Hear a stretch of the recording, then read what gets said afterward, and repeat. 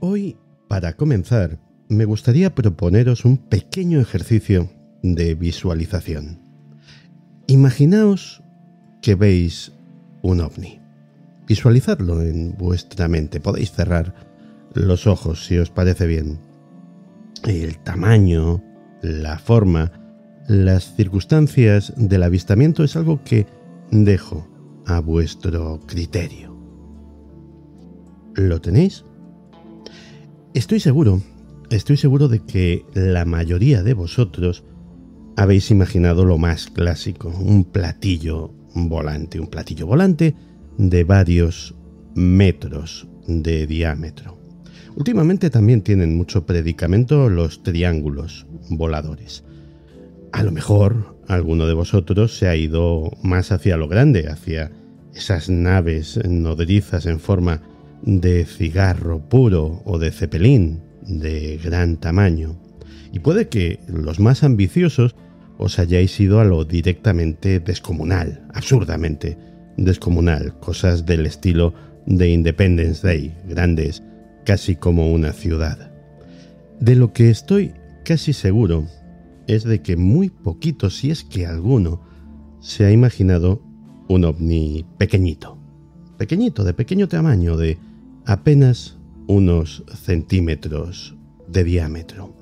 Y precisamente de eso vamos a hablar hoy, de los casos ovni, de ovnis en miniatura, por llamarlos de alguna manera, que los hay y son muy interesantes.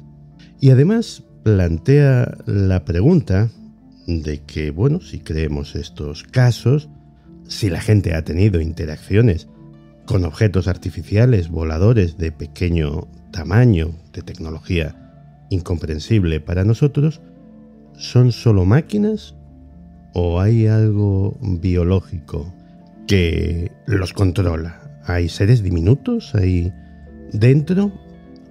Uno de los casos más conocidos ocurrió en Irlanda en 1956 y implica a un hombre llamado Thomas Hutchinson y a su esposa Maud, que mientras estaban en el exterior de su casa vieron descender del cielo un objeto desconocido.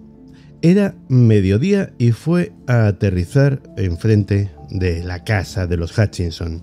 El objeto tenía forma de huevo con una base en forma de platillo y no era muy grande, medía unos 91 centímetros de alto y 45 de diámetro. Era de color rojo brillante con unas rayas de color rojo oscuro y una franja blanca. Y además tenía una antena en la parte superior. Los Hutchinson se acercaron al objeto e intentaron tocarlo, pero se quemaron las manos. Además, aquello emitía un zumbido bastante penetrante y emitía también un no menos penetrante olor a azufre. Como buen irlandés, el bueno de Thomas, una de las primeras cosas que se le ocurrió fue darle una patada y el objeto comenzó a girar muy rápido sobre sí mismo. Esto hizo que se asustase y que decidiese llamar por fin a las autoridades competentes, pero antes de que llegase nadie y pudiese verlo, el objeto ya había desaparecido. El caso tuvo bastante repercusión en la prensa. La policía declaró que Thomas era un ciudadano modélico, buen irlandés y temeroso de Dios y que nunca se le ocurriría montar una broma o una invención de este tipo. La Real Fuerza Aérea, después de investigar el asunto, sacó sus propias conclusiones y determinó que aquello era algo que está muy de moda ahora mismo, un globo meteorológico. Ya me diréis si la descripción que os he dado se corresponde con la de algún tipo de globo meteorológico y cómo los globos meteorológicos, una vez aterrizados, deciden desaparecer y volver a emprender el vuelo hacia el firmamento.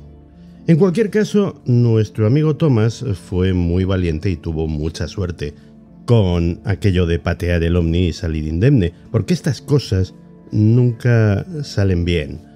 Recuerdo un caso en 1967 en Brasil de un hombre llamado Arcesio Bermúdez que vio un ovni de forma triangular y, bueno, le disparó con su escopeta. El ovni se alejó, parecía que no había pasado nada, pero justo después el hombre comenzó a sentir mareos, vómitos, fiebre, diarrea. 3 días después del avistamiento, murió de un ataque de leucemia fulminante. Así que si tenéis algún tipo de encuentro con un aparato de estas características, mejor dejadle tranquilito. Otro caso muy interesante y que además no está documentado en internet, esto lo encontré en un número antiguo de la Flying Saucer Review, ocurrió en Brasil en 1968 y tuvo como protagonista a un vigilante nocturno llamado Caetano Sergio dos Santos. Un buen día, Caetano Sergio dos Santos se encontró junto a su puerta un pesado cilindro metálico, de pequeño tamaño, pero muy denso. Tuvo que emplearse a fondo para levantarlo y de hecho había una depresión en la parte del suelo en la que estaba colocado. Así que, no sin esfuerzo, lo llevó al interior de su casa y lo examinó de cerca. La superficie era de un color gris apagado, pero brillaba intensamente cuando se exponía a la luz. Aquello no tenía juntas ni tornillos y era tan duro que parecía imposible poder arañarlo. Bajo una cubierta transparente había una esfera, una especie de indicador con 5 ajustes que tenían caracteres que parecían números que iban del 1 al 5. Dos Santos no tenía ni idea de qué podía ser ese objeto ni de cuál era su finalidad, pero pasó mucho tiempo examinándolo. Finalmente, cosa de 1 hora y media después, se cansó, se fue a dormir y al despertarse, pues intentó romperlo contra el suelo, otro tipo valiente o inconsciente, pero no, era demasiado duro. Así que mostró el objeto a sus vecinos, que entre todos llegaron a la conclusión de que era algún tipo de reloj extraño que a lo mejor se había caído de un avión. Y así se quedó la cosa. Decidió dejar el objeto en su casa e irse a trabajar. Cuando el hombre regresó a casa del trabajo más tarde esa noche, se encontró con que su mujer y sus hijos estaban fuera en ropa de dormir. Estaban muy asustados. Se habían despertado porque, al parecer, el objeto comenzó a emitir un fuerte zumbido y una brillante luz azul. La mujer y los niños estaban explicándole a nuestro hombre todo esto. Había un corrillo de vecinos cuando en ese momento se oyó un estruendo. El objeto había salido disparado de la casa a través del tejado, dejando un agujero tras sí como testimonio de su presencia.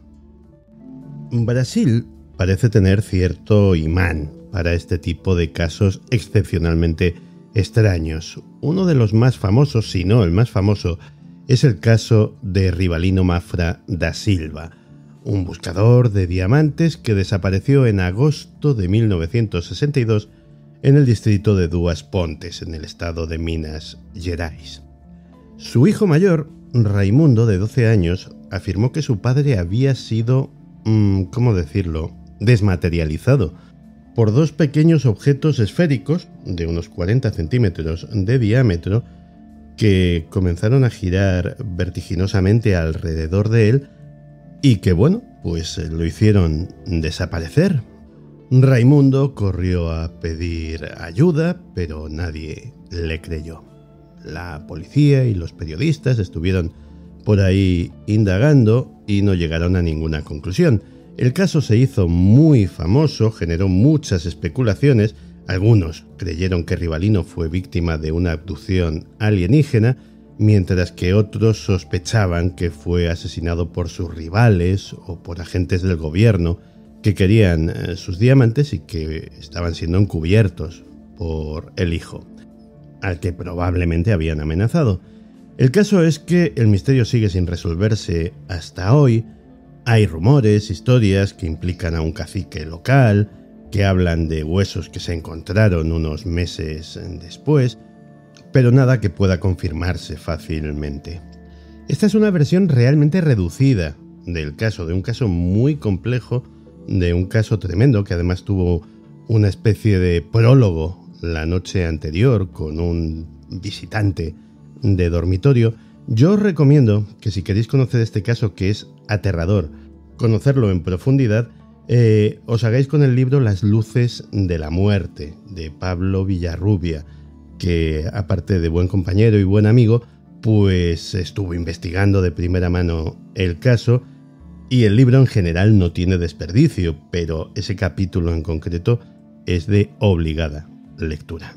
En cualquier caso, en Brasil no son pocos los casos de incidentes ovni agresivos que atacan de alguna forma a los seres humanos. El más famoso, el incidente de Colares, que fue una serie de avistamientos que ocurrieron en 1977 en la isla de Colares, en el estado de Pará, y según los testimonios de los habitantes, por la noche aparecían unas luces extrañas en el cielo que les atacaban con unos rayos que les causaban quemaduras, heridas, anemia, parálisis. Los lugareños llamaban a estas luces chupa chupa porque creían que les chupaban la sangre. Y este caso dio lugar a que la Fuerza Aérea Brasileña enviase la llamada Operación Plato para investigar el fenómeno. Se recogieron cientos de fotografías, cientos de testimonios, múltiples horas de filmación, y luego la Fuerza Aérea no reveló los resultados de la investigación y archivó el caso como secreto.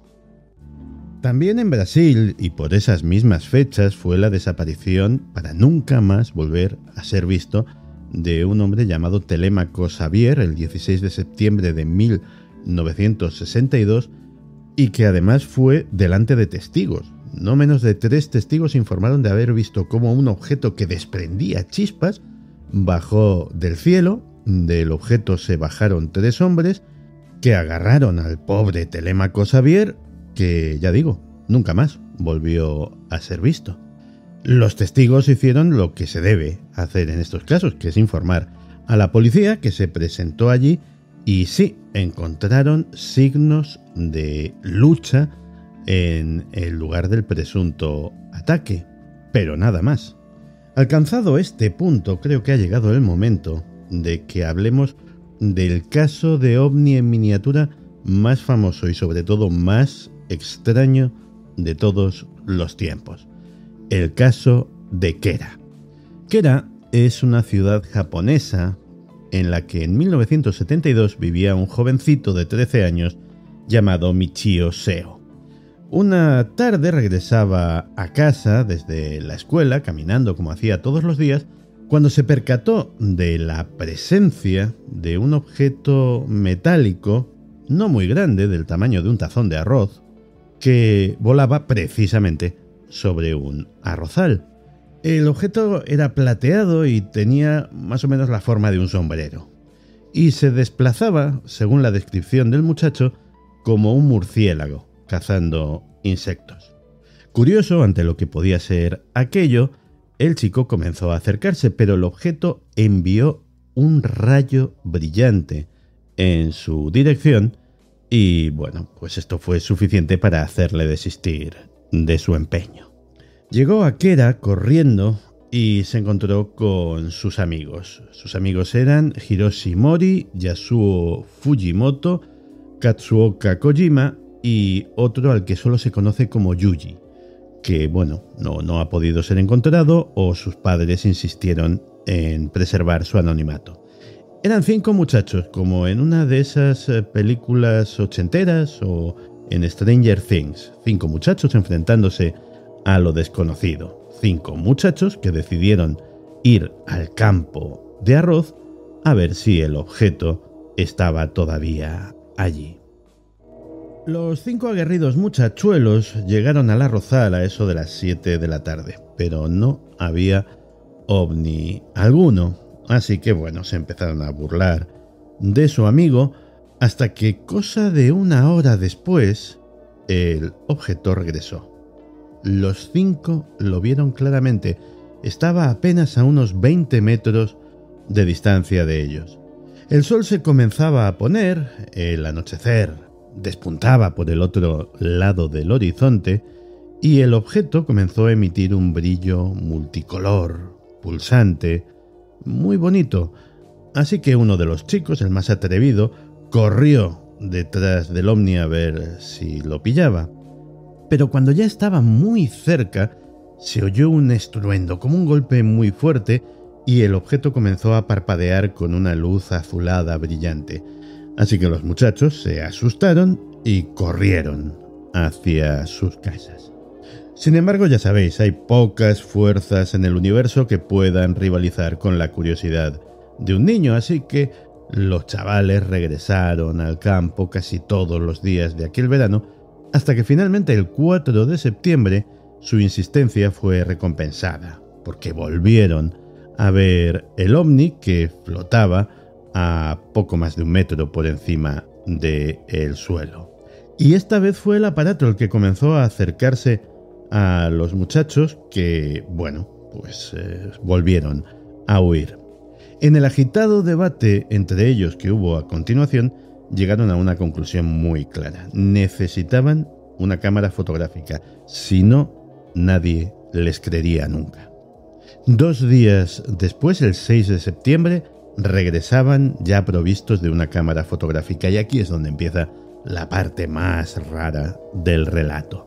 Porque en aquella ocasión el mini platillo volante parecía estar aterrizado, parecía estar posado en el suelo. El chico que llevaba la cámara no lo dudó 2 veces y disparó una fotografía con flash. Reaccionando ante el destello, el objeto despegó del suelo, a lo que el muchacho respondió con un nuevo disparo fotográfico que captó la instantánea del pequeño objeto volando por los aires. No se sabe si fruto de algún tipo de avería o reaccionando al destello del flash. El caso es que en ese momento el objeto cayó al suelo. Giró sobre sí mismo como si quisiera cavar un agujero y finalmente se detuvo. Hiroshi, el más valiente de ellos, se acercó. Se acercó primero cauteloso, luego un poquito más confiado, y cuando vio que no pasaba nada, se atrevió a coger el objeto con sus manos y sintió que algo se movía dentro de aquello. Este momento también fue fotografiado. Finalmente Hiroshi, el envalentonado Hiroshi, no se le ocurrió otra cosa que agarrar el pequeño platillo volante, meterlo en una bolsa de plástico y la bolsa de plástico meterla en su mochila y llevárselo a casa. Una vez allí lo examinaron bien, le hicieron nuevas fotografías y lo midieron. El diámetro del ovni era de unos 20 centímetros y su altura de unos 10. El peso alrededor de 1,5 kilos. En la parte de abajo, en la parte inferior del ovni, en la base, había 31 agujeros colocados simétricamente y 3 símbolos o dibujos que no pudieron identificar. Así pasaron un rato con aquella cosa que en aquel momento estaba inerte y, decidieron llevarlo a casa de Yasuo Fujimoto, cuyo padre trabajaba como director del Centro de Educación Científica de la ciudad de Kechi. Y el señor Fujimoto lo miró, lo cogió, lo examinó y no se tomó en serio la historia de los chicos. Pensó que aquello era, cualquier cosa que se habían encontrado por ahí. Un trozo de chatarra. Así que nada, el pequeño ovni volvió a la mochila de Hiroshi, pero al día siguiente, ¡oh sorpresa!, ya no estaba ahí. Pero esta historia tan loca no termina aquí. Resulta que en las siguientes 2 semanas los chicos volvieron a ver este objeto o uno semejante 6 veces más. Y lo mejor es que lograron atraparlo de nuevo. No fue fácil. Los chicos se dieron cuenta de que el mini ovni nunca aparecía bajo la lluvia, así que llegaron a la conclusión de que por alguna razón temía al agua. ¿Qué hicieron? Pues se armaron con un cubo de agua, algunos trapos, y el 19 de septiembre se volvieron a dirigir al campo. Y, para su suerte, encontraron al mini ovni posado en el suelo. Así que estos chicos no perdieron el tiempo, le arrojaron encima los trapos, luego la mayor parte del contenido del cubo, luego lo voltearon y comenzaron a verter agua por los agujeros de la parte inferior del casco, y tan pronto como el líquido penetró, el objeto comenzó a zumbar bien fuerte como una cigarra y surgió un resplandor del interior. Pero los chicos no se detuvieron ahí, lanzaron piedras al dispositivo para consolidar su victoria, y cuando los sonidos y el resplandor se detuvieron, el ovni fue llevado a la casa de Kotsuoki. Allí, empleando no poca fuerza, consiguieron quitar la tapa inferior del objeto y se encontraron que estaba repleto de lo que parecía electrónica compleja y una sustancia pegajosa. Intentaron romperlo, intentaron cocinarlo en un horno, intentaron guardarlo en el refrigerador, que finalmente fue lo que hicieron, y de ahí, milagrosamente, el objeto también consiguió escapar. Pero aún así hubo una nueva captura. Esta vez decidieron meterlo en una bolsa de plástico llena de agua y cerrar la bolsa de plástico. La bolsa de plástico, a su vez, iría atada a la mano de uno de ellos, y todos juntos se dirigirían a la ciudad de Kechi a ver si alguien les creía y se decidía por fin a estudiar su hallazgo. Pero cuando estaban a medio camino, el que llevaba la bolsa súbitamente se dio cuenta de que ésta pesaba mucho menos, concretamente 1,5 kilos menos, y es que el misterioso dispositivo había desaparecido, y esta vez sí que fue para siempre, no dejando tras sí más que las fotografías que habían tomado los chicos. Pero estas cosas no suceden solamente en Japón o en Brasil. En España tenemos uno de los más impresionantes casos de ovnis en miniatura de cuantos hay registrados. Ocurrió en Logroño, en 1978. El protagonista de este incidente fue un seminarista llamado Javier Bosque, que, estaba en su habitación leyendo el Quijote y grabando algunos ejercicios de guitarra cuando, alrededor de las 2 de la mañana, notó que la habitación estaba iluminándose cada vez más. Levantó la vista y descubrió que una extraña luz estaba entrando por la ventana abierta. Un objeto luminoso con forma de balón de rugby entró en su habitación y se detuvo cerca de su cama. Javier estaba aterrorizado, se cubrió con las sábanas, pero eso sí, tuvo buen cuidado de encender la grabadora para registrar aquello. Según el testimonio de Javier, el objeto no emitía sonido alguno, sino una especie de vibración. Sin embargo, cuando después se examinó la cinta, lo que apareció en ella fue algo sorprendente. He aquí una pequeñísima muestra.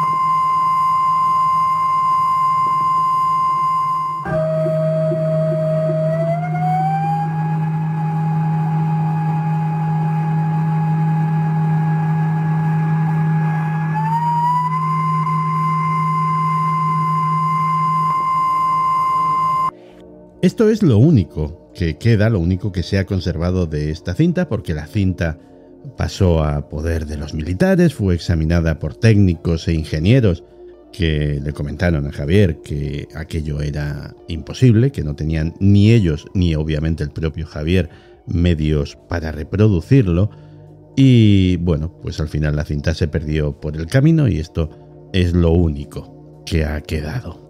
Del objeto emanó una luz, una especie de luz sólida, así lo describe el testigo, que fue escaneando los objetos, pasando por todo lo que había en la habitación, como si estuviese tomando una muestra o un escáner, y luego aquel aparato se fue por donde había venido. El caso es que hasta ahora hemos estado hablando de aparatos pequeños, de ovnis en miniatura, pero podríamos casi dedicar otro programa a los no menos pequeños ocupantes de esos aparatos. De hecho, hay más casos de pequeños humanoides que de pequeños ovnis. Tanto es así que, bueno, hasta hay un estereotipo, un tópico, el famoso tópico de los hombrecillos verdes, que normalmente no son verdes, suelen ser de piel grisácea. Un caso no muy conocido, por ejemplo, ocurrió en Colombia, en un barranco cerca de Ibagué, en 1978. Allí, 4 niños vieron unos seres pequeños, de color blanco, con unos gorritos grises y que no medían más de 80 centímetros de altura, y que se comunicaban por telepatía. El caso es que los niños, obviamente, sintieron miedo y huyeron del lugar. Y para terminar, una sorpresa, porque si creíais que el ovni de Quera, por ejemplo, era un caso único, pues os equivocáis. Unos años después, concretamente el 16 de marzo de 1979, algo muy parecido volvió a ser visto y volvió a ser fotografiado en Finlandia, en un sitio que se llama Suonenjoki. El hombre que tomó las fotos se llamaba Jarno Nikkanen y, bueno, vivía allí en una granja cerca de Suonenjoki, y ese día, un día que todavía estaba nevado, pues oyó un zumbido detrás de él. Se dio la vuelta y vio un objeto pequeñito, del mismo tamaño más o menos y de la misma forma más o menos que el ovni de Quera. Digo más o menos porque las fotografías dejan muy claro que no es exactamente el mismo objeto. Sí, ambos son del mismo tamaño, ambos tienen aproximadamente forma de campana, pero el de Quera es como más redondeado y el de Finlandia como más rectito. Pero vamos, por lo que cuentan los testigos y por las fotografías, el comportamiento venía a ser más o menos lo mismo. El mini ovni estaba flotando por encima del suelo a unos 2 metros de altura, y el bueno de Jarno resulta que llevaba consigo una cámara fotográfica marca Pentax. El ovni, como en el caso japonés, irradiaba una luz azul y se movía hacia adelante, hacia atrás, ascendía, descendía de una forma bastante errática. Jarno tuvo tiempo de sobra de fotografiarlo porque, bueno, aquello duró unos minutos y luego el objeto desapareció detrás de unos árboles. Pero como en el caso japonés, la cosa no se quedó simplemente ahí, porque Jarno también encontró piezas metálicas pequeñas y brillantes en el suelo cerca de donde vio el ovni. Las piezas fueron analizadas en un laboratorio y, bueno, se encontró que eran de una aleación desconocida de aluminio, magnesio y silicio, y nadie pudo explicar en el laboratorio que analizó las piezas ni su origen ni su propósito. Hubo un montón de especulaciones, que si podían ser parte del sistema de propulsión o comunicación del ovni, que si simplemente eran residuos o desechos de aquel aparato. Oye, pues hablar por hablar. El caso es que tampoco se sabe, como con la grabación de Javier Bosque, tampoco se sabe qué pasó con las piezas después del análisis. Desaparecieron misteriosamente para siempre. Y esto es más o menos lo que da de sí el tema de los mini ovnis. Como veis, la mayor parte de los casos que os he citado son antiguos, y esto tiene una razón de ser. Primero porque el tema de los mini ovnis es un fenómeno muy poco común y muy controvertido dentro de la ufología. Pero además, desde que está disponible, desde que está además ampliamente disponible la tecnología de drones, pues oye, los casos de mini ovnis ya no están tan claros, porque siempre que aparezca uno de estos objetos, siempre cabrá la sospecha de si no se trata de una mala interpretación de un dron como hay tantos circulando por nuestros cielos actualmente. Y hablando de drones, yo siempre me he hecho la misma pregunta cuando me he enfrentado a estos casos. Poniéndonos en la hipótesis de que efectivamente sean artefactos artificiales creados por seres inteligentes, en los casos que os he citado, ¿estaríamos hablando de drones, de aparatos no tripulados, de meras sondas de exploración o de cualquier otro propósito? O, y echemos la imaginación a volar, a lo mejor resulta que había seres diminutos pilotando esas pequeñas naves.